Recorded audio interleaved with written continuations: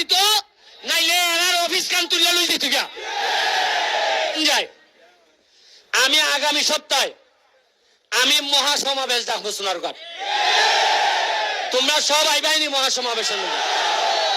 আমরা ওই এরা কারেন্ট দিত নাইলে এরার অফিস কান তুলে লই দিত গা।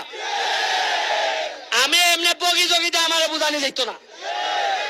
কালকে আমি ফোন দিছি কারে জিএম রে, জিএম এ কয় আসসালামু আলাইকুম। আমি আওয়াজই বুঝছি এর কিছু দুর্বলতা আছে। কয় স্যার একবারে নাই স্যার, মাত্র 5 মেগাওয়াট স্যার। আর এরা যদি বেটা যদি ফোন দেও এমন ইংলিশ কয় বুঝুই যায় না। যেমন আছে এটা আমি কেমনে বুঝবো? কয় 30 লাগে মেগাওয়াট, 10 আছে 5 নাই বিয়োগ গেছি গা 3 এবং 33 মেগাওয়াট চিড়ে গেছি গা। কোনটা ছিড়ছে এমন ইংলিশ কয়? কয় ভাই এটা শেখ হাসিনায় বর্তমান ভাই 33 ছিড়ে গেছি গা, 32 আইছে মাত্র ছুটতে গেছি গা। এখন এরা যে বুঝাইতায় শেষকালে আধা ঘন্টা মাইতে বুঝছি না খিতা ছিড়ছে। এর ভিতরে আমার ফেসবুকে গাইলেই মানছে কোলো নই যায় না।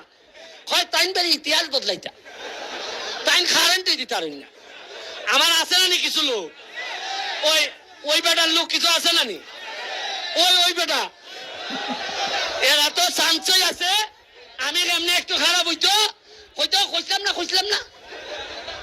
তবে আগামী সপ্তাহে রেডিও মহাসমাবেশের লেগিয়া আমরা সবচেয়ে বড় মহাসমাবেশ করে জানাই দিব ওই কারেন্ট দিবাই নাইলে সোনার গাছ চাইলে অভিগঞ্জ যাইবাই।